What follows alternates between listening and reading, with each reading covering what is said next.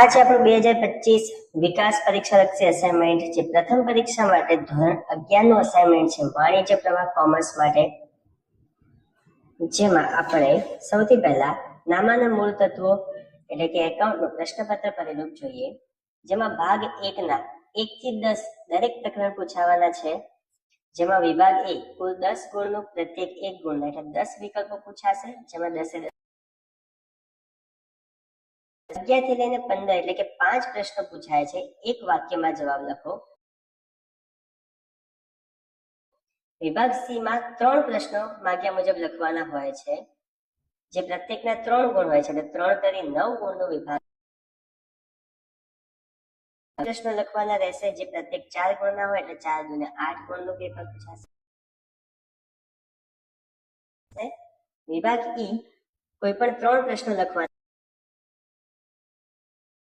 ગુણનો વિભાગ E પૂછાય છે. એમ કરીને કુલ 50